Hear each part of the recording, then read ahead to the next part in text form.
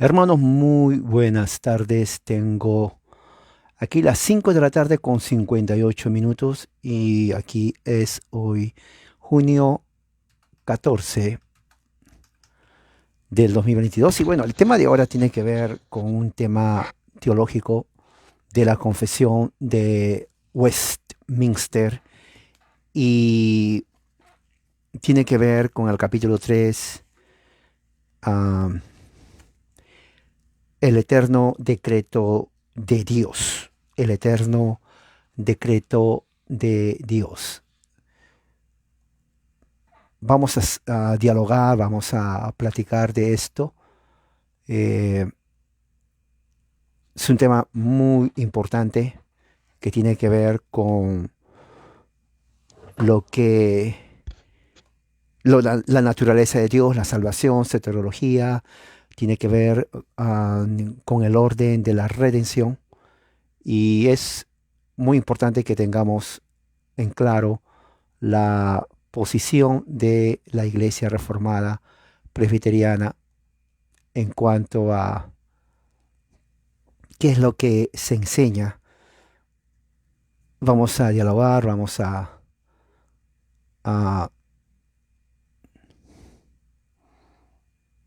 a meditar en esto, a reflexionar. Es muy importante que se tenga esto en cuenta. Entonces, antes de seguir, vamos a hacer entonces una oración. Vamos a orar. Acompáñenme, acompáñenme en una oración. Padre, gracias en esta tarde, que tu gracia y tu amor nos ayude a entender estos misterios que para muchos es misterio y tal vez no se puede entender. Ayúdanos, Señor, ilumina nuestra mente y al mismo tiempo nuestro espíritu. Ayúdanos, Señor, a poder captar y entender estas verdades. Te pido esto en el nombre de Jesús. Amén. Muy bien, hermanos, entonces eh, vamos a, si tienen ustedes la confesión de fe de Westminster, en el capítulo 3 del decreto y eterno de Dios, son 8 secciones, vamos a ver hasta dónde vamos a avanzar. Voy a poner la primera sección aquí, es el capítulo 3. Si lo tiene usted, lo puede también obtener en la internet. Si no, lo pongo aquí porque quiero que me escuche, porque de nada vale que usted lo tenga, pero no puede entenderlo. Voy a poner entonces número 1, ahí está.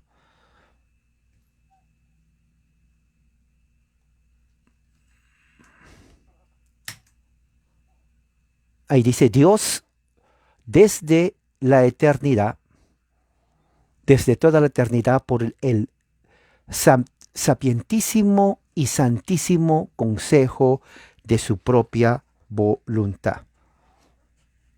¿No? Sapientísimo se puede también traducir como por su más santa voluntad y sabiduría, por su más santa sabiduría y santísimo consejo de su propia voluntad, ¿no? Y ordenó libre e inmutablemente, o incambiablemente también puede ser así, ¿no? Todo lo que acontece o todo lo que sucede también se puede hacer así, pero de tal manera, ¿ok? Que Dios no es el autor del pecado, dice, ni causa la violencia o ofrece violencia a la voluntad de sus criaturas, ni quita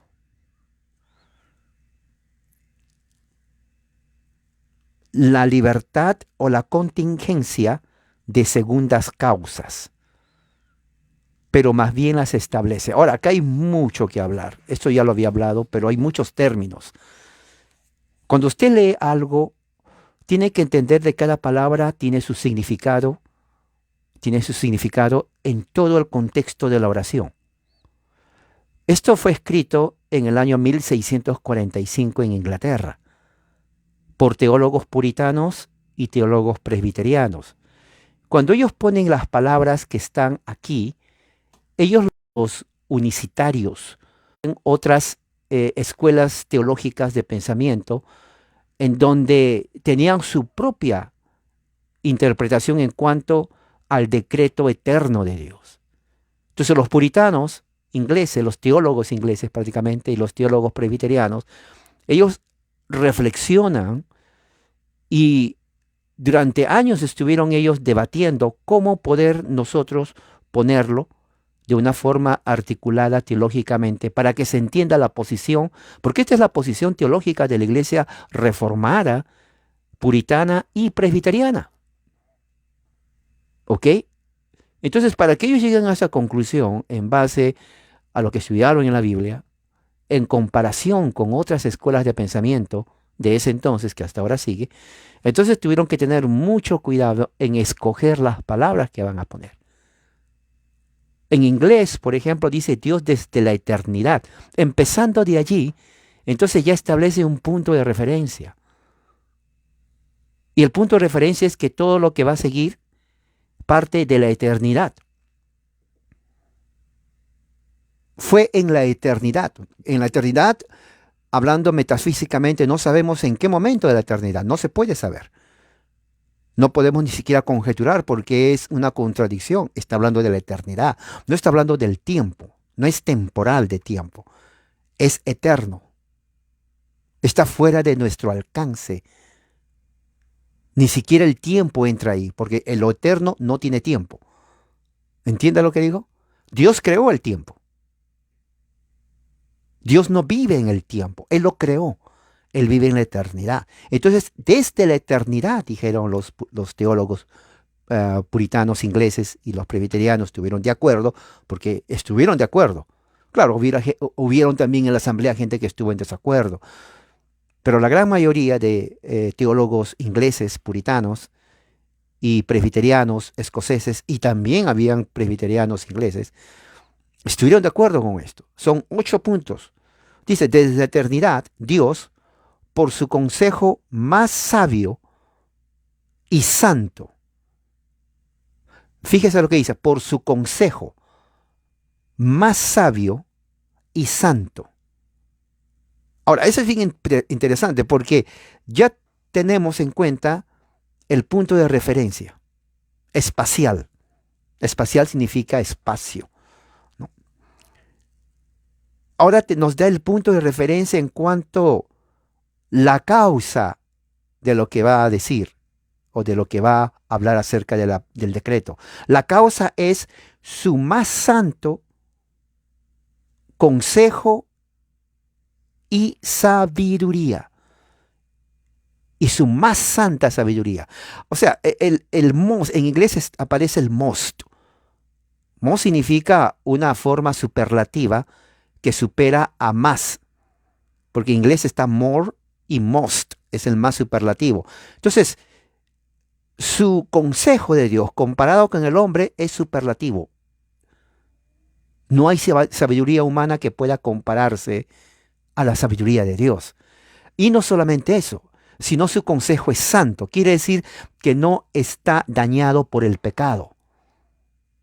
O sea, nosotros como humanos tenemos un nivel en donde podemos aconsejar, ¿no? Hay un área, hay una categoría de consejo del punto de vista humano. Pero Dios es Dios. Él es su punto de referencia. Él no tiene que comunicar o preguntar a otro Dios, porque Él es Dios, por definición. Entonces, Él mismo es su punto de referencia, porque ya no hay otro. ¿Ok? Entonces, ¿qué es lo que sucede? Él dice, su sabiduría es la más santa y es la más sabia. Su consejo es lo más sabio, ¿no? Y dice, de su propia voluntad. De su propia voluntad. Ahora, propia voluntad significa de su propio albedrío también. Libre albedrío es libre voluntad, de su propio albedrío. O sea, él no está limitado por otra fuerza fuera de él, que hay otro Dios. Ah, los mormones, la teología de los mormones creen eso, sinceramente. Ellos creen que el Dios de nosotros, Yahweh, hay otro Dios sobre él. O sea, él alguna vez fue hombre, es lo que dicen ellos. Alguna vez fue hombre. Y tiene que entender bien esto, porque esto es algo teológico, esto se está debatiendo, se ha debatido desde, ¿qué? Desde el siglo XVI hasta ahora, que estamos siglo XXI y se sigue debatiendo esto. Entonces hay que tener los conceptos y las palabras en la cabeza, pero bien definidos. Está hablando en un tiempo. Es más, no es ni siquiera tiempo, en la eternidad. Es un área que nosotros como humanos no podemos entender ni entrar. No, no podemos. Y también se pone como referencia a él mismo como Dios, su santa voluntad y su santo, más sabio consejo. Más sabio. De su propio albedrío o de su propia voluntad. O sea que él no tuvo que preguntar a alguien para hacer lo que hizo. Y dice, y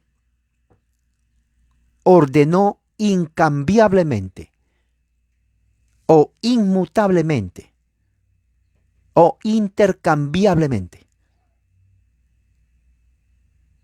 O sea que no, lo que hizo no es sujeto a cambio, no es sujeto a mutación. ¿Ok? No es sujeto a cambio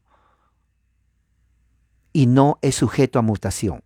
¿Qué es aquello que no es sujeto a cambio y que no es sujeto a mutación o a alteración? ¿No? Alteración, mutación o cambio. No está sujeto. ¿Pero qué no está sujeto?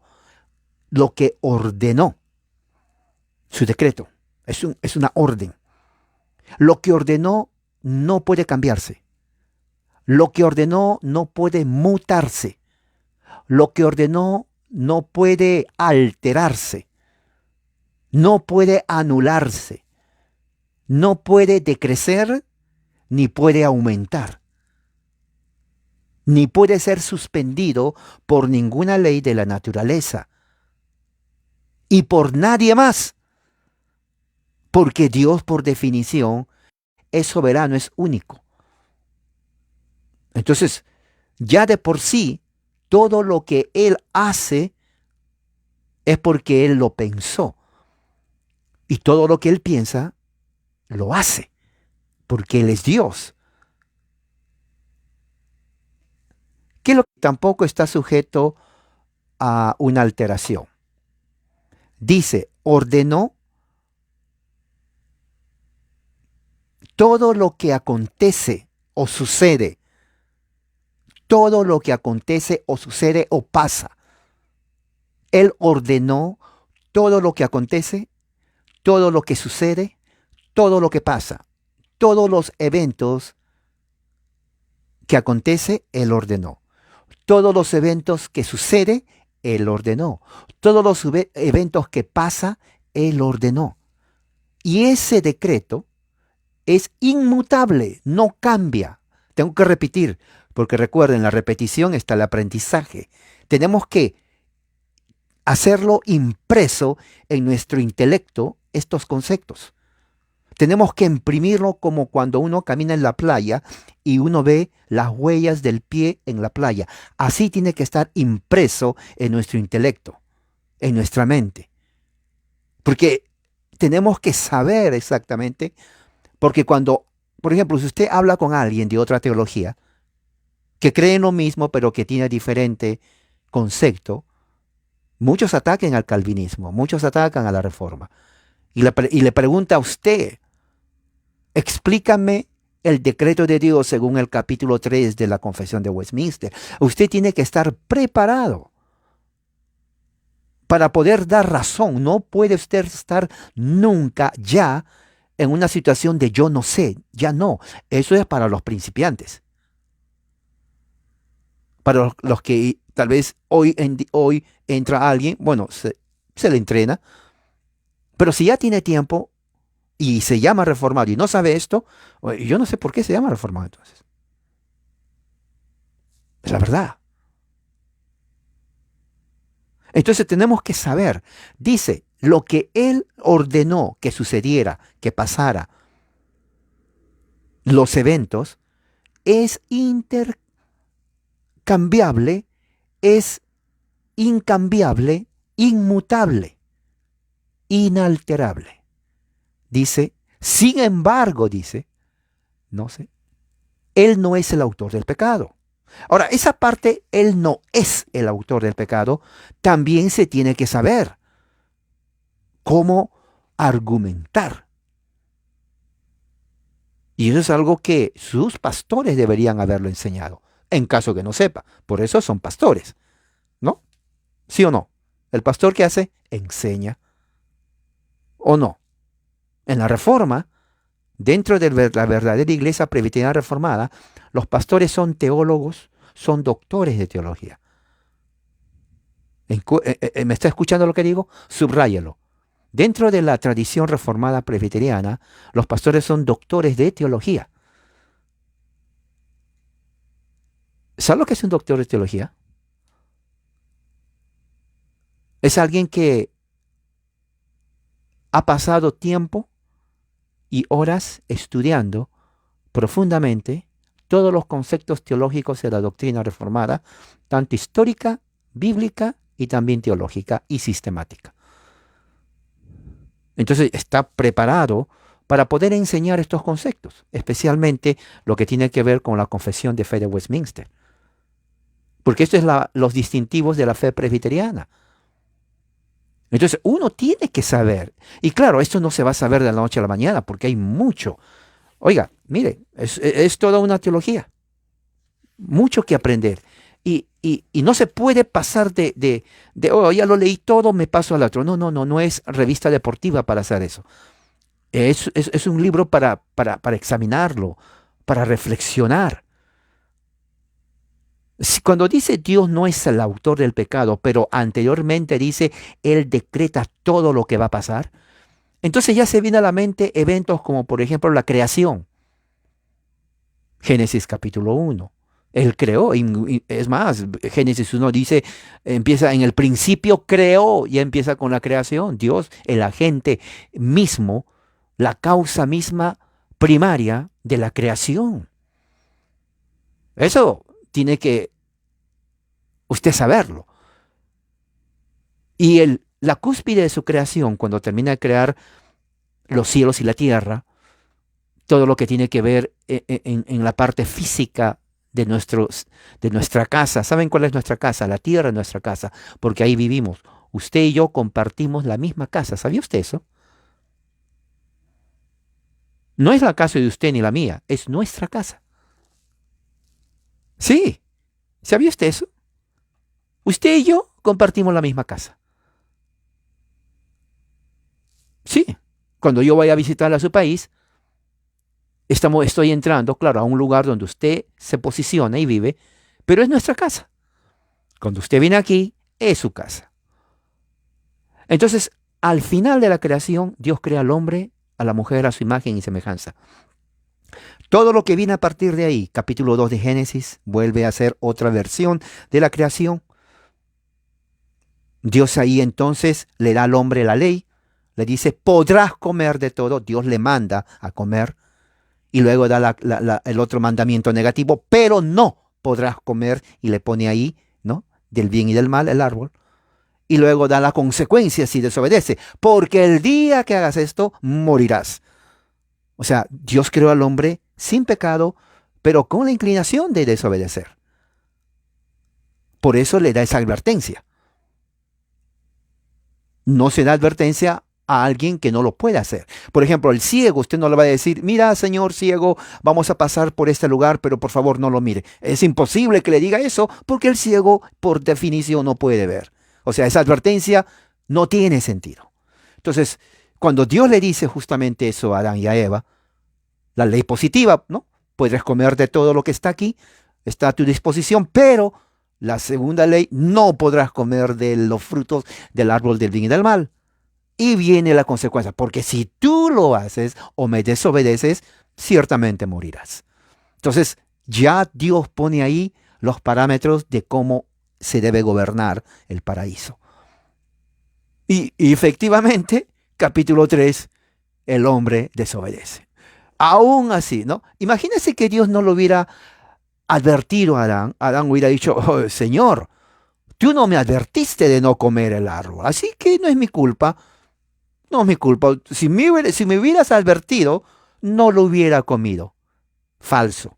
Dios lo advirtió y Dios le dijo las consecuencias.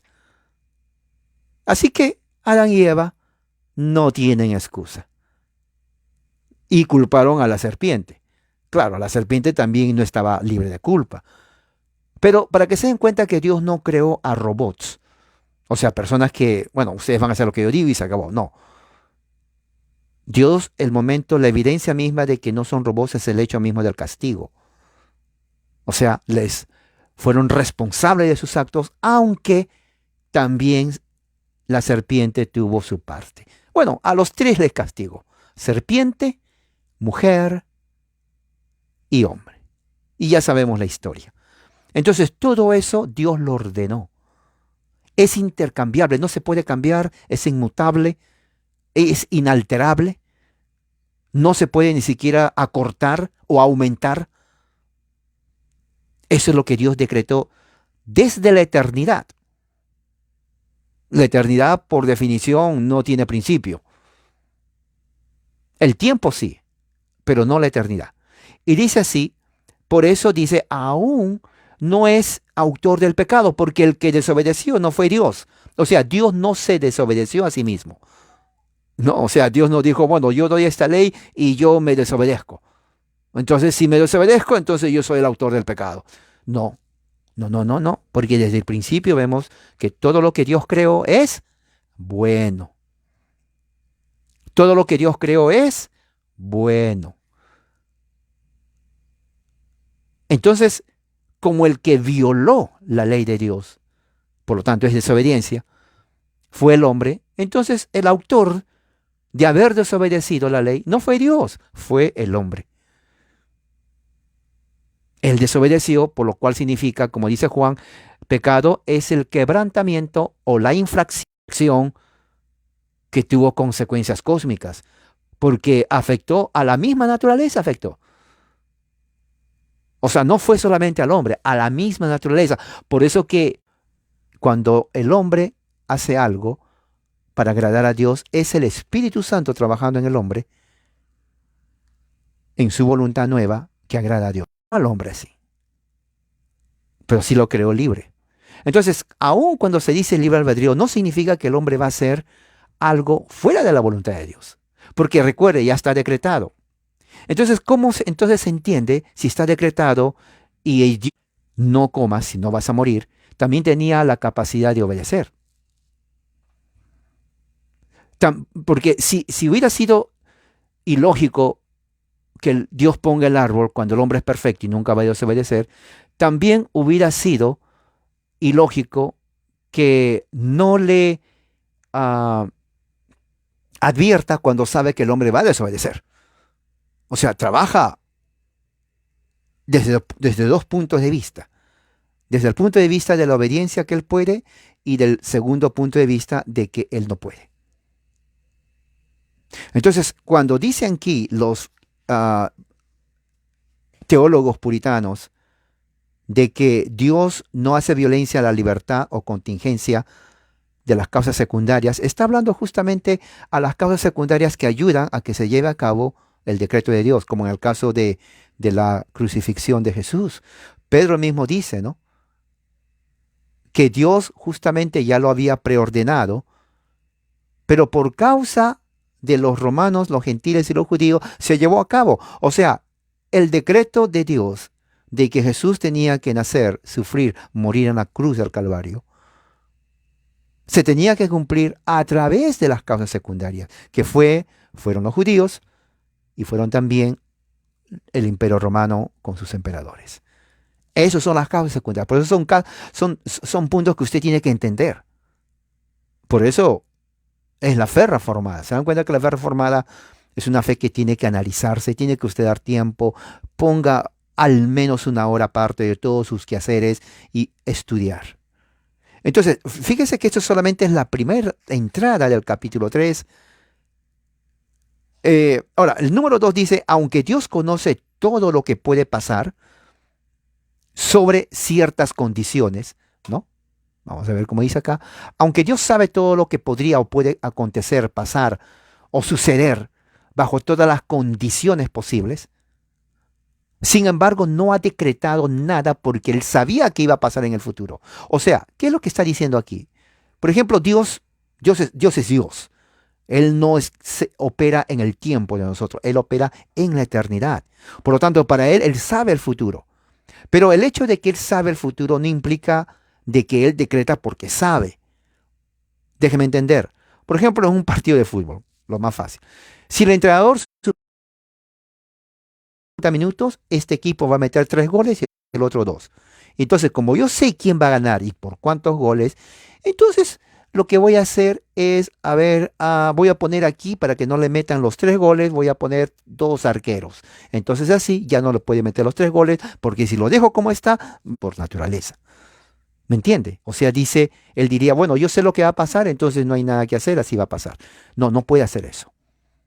Esa es la versión arminiana, que ellos dicen, sí, Dios ordena, pero lo hace porque Él ya sabe lo que va a pasar. No, no, no, no es porque ya sabe lo que va a pasar. Él crea las condiciones para que pase, que es diferente. Una cosa es saber el futuro y como yo sé el futuro, bueno, pues eso va a pasar. Y una cosa es crear el futuro para que pase. Eso es lo que están diciendo los teólogos puritanos y presbiterianos en la Confesión de Westminster. Por eso dice, aunque Dios sabe todo lo que puede pasar, bajo todas las condiciones, o sea, no hay condición en donde se diga, bueno, en esta condición no va a suceder esto. Bueno, si fuera así, entonces Dios ya no es Dios. Entonces dice, en todas las condiciones. Las condiciones son las circunstancias. Por ejemplo, supongamos que alguien diga, bueno, si hubieran elegido a este presidente una condición, no hubiera pasado eso. Otro dice, no, bueno, es más, si hubieran elegido al otro presidente, si hubiera pasado eso. Otro dice, bueno, si hubieran elegido no a este ni tampoco a este, pero al otro, tal vez hubiera pasado. Otros dicen, bueno, ni uno ni el otro, si hubieran elegido al cuarto, hubiera hecho lo que hizo el primero, algo del segundo y tal vez lo del tercero. Son condiciones diferentes. De acuerdo al concepto número 2, Dios no le importa qué condición exista. Puede ser el primero, puede ser el segundo, puede ser el tercero, puede ser el cuarto. Su plan se va a llevar a cabo sea quien sea el presidente. Eso es lo que está diciendo. Por eso dice aquí, aunque Dios sabe todo lo que podría o puede acontecer bajo todas las condiciones posibles, sin embargo no ha decretado nada porque lo previó como futuro o como aquello que acontecería bajo tales condiciones. Por ejemplo, hablando del mismo, en el caso del presidente, puede entrar un presidente tan malo, hay muchos, la mayoría son malos en Latinoamérica. Agarremos al más malo de todos. Sí, humanamente hablando va a afectar, obviamente que es así, nadie lo va a negar. Pero el decreto de Dios para llevar a cabo, aún con ese presidente malo, no va a ser alterado. No va a ser, no va a ser mutable o cambiante, como acabamos de ver en la entrada número 1. Dice, ¿no? De tal manera que todo lo que ordenó es inmutable, incambiable, inalterable. ¿Se dan cuenta lo que significa eso? Significa lo que dice el versículo 2, la entrada 2. No importan las condiciones. El plan de Dios, su decreto, se va a llevar a cabo. Porque va a usar justamente esas condiciones como causas secundarias para que se lleve a cabo su plan. Eso es algo que hay que tenerlo en mente. Es más, como en la repetición está el aprendizaje. Si se corta es la mala comunicación, es la internet. Está muy mala la línea hasta ahora. Sí, ya me di cuenta. Entonces voy a estar repitiéndolo esto. Es más, si usted tiene en español, léalo. Son 8 entradas el capítulo 3. Memorízalo, escríbalo. Recuerde, para que quede impreso en la mente hay que leerlo, 1, hay que escribirlo, 2, hay que otra vez leerlo en voz alta, o sea, leerlo despacio, sin hablar, escribirlo y leerlo en voz alta. Por ejemplo, estoy leyendo aquí, terminé. Ahora voy a justamente a escribir, ya se queda ahí, y ahora voy a hablarlo. Dios ordena desde la eternidad por el bla, bla, bla y todo. Entonces su mente queda impresa 3 veces los conceptos, y eso es en toda materia de estudio. Si usted ya quiere aprender, por ejemplo, está estudiando matemática, historia, geografía, química, biología, siempre lea, escriba, háblenlo. Porque ese es el mejor proceso en donde nuestra mente rápidamente comienza, especialmente si uno ya es grande, ya no es como niño, el cerebro de uno se olvida, como se van a olvidar ahora que termine, créame, se van a olvidar, hay gente que se va a olvidar. Pero hay que repasar. 3, por el decreto de Dios y para la manifestación de su gloria, algunos, esta es la parte que muchos rechazan, no algunos, sino la mayoría, algunos seres humanos y ángeles son predestinados y preordenados a la vida eterna, pero otros para muerte eterna. Esto es lo que se conoce como doble predestinación. ¿Por qué? Porque Dios predestina 2 acontecimientos. 1, predestina para la vida eterna a unos y 2, predestina para la muerte eterna. Esto es clásico. Todo pastor reformado presbiteriano enseña a su congregación el primer momento que entra. Pastor presbiteriano, sí, ¿cómo está? Buenas tardes, buenos días. Ella o él quiere ser parte de la iglesia. Perfecto, vamos a enseñarle la confesión de Westminster, porque esa es la base. El primer día, vamos a empezar este domingo. Para el final de la primera razón o de la primera clase, entonces usted ya va a saber lo que creemos de la predestinación. En un mes ya se la sabe toda. Un mes. Presbiteriano reformado. Un mes. Pero si pasan 10 años y no saben, por eso digo, o el pastor nunca lo enseñó, lo cual no es culpa de él, pero si lo enseñó y usted no aprendió, ya no es culpa del pastor, es culpa de usted, porque usted no escuchó absolutamente nada. Sí fue a la iglesia, pero pensaba en que se va a cocinar, pero no escuchó nada. Así que esto es muy importante. Esto es muy importante de que sea, porque esta es la doctrina presbiteriana. Entonces, ¿por qué es presbiteriano usted? Si fuéramos católicos, estudiaríamos, créame, la confesión del Catecismo Católico Romano mañana y tarde y noche. Porque por eso somos católicos. Pero como somos reformados presbiterianos, bueno, tenemos que estudiar también esto. Para que nuestra fe presbiteriana esté sólida, esté maciza, esté bien fundamentada y conocer los conceptos que escribieron los padres presbiterianos y puritanos, porque ese documento fue escrito por puritanos escoceses, la Confesión de Westminster. Entonces, esa es la base. Si alguien quiere saber, o si usted quiere saber más, bueno, es que hermano, yo realmente, honestamente, sé poquito, pero ahora sí quiero yo en este momento ya ponerme las pilas y ya no ser que no sé nada. Prácticamente a recalcar, termino aquí. Y recuerde, les doy una tarea en su casa todos los días, recuerde. Nuestra vida física requiere alimento todos los días. Desayuno, almuerzo y cena. Usted tiene la Confesión de la Fe de Buenfite para la clase de estudio de Williams. Sí, es la misma que yo tengo aquí. Williams, aquí está. Claro, yo la tengo en inglés. Yo la tengo aquí en inglés. Separe un tiempo diario, hermano. ¿Por qué digo una hora? Porque 30 minutos es la introducción a la mente. O sea, nuestra mente abre. Los primeros 15 minutos, la mente, cuando uno lee algo, los primeros 15 minutos, el cerebro comienza a prepararse. Es como aquel que dice, bueno, vamos a pintar una casa. Los primeros 15 minutos, a ver, saquen toda la casa, saquen lo que está aquí, todo vacío. Saquen todo, vamos a pintar. preparar. Luego viene 15 minutos más. En esos 15 minutos se prepara la pintura. A ver, ¿ya está todo? Sí, preparemos la pintura. 15 minutos. ¿Se dan cuenta? Ya pasaron 30 minutos. Recién los últimos 30 minutos. Ya nuestra mente comienza a absorber lo que leemos. Por eso aquellos que leen 5 minutos, les voy a decir un pequeño consejo. No lean. En verdad, no lean. Porque no van a obtener nada. Pero si leen al menos 30, al menos, y eso que no aconsejo el límite, límite mínimo 1 hora, porque a partir de los segundos 30 minutos, una vez que ya su mente está preparada, ¿qué cree que va a pasar? Usted empieza a pintar la recámara y va a quedar bonito. Entonces, una vez que su mente se preparó 30 minutos, porque así es la mente humana, especialmente cuando uno es mayor, lleva más tiempo. En un niño no.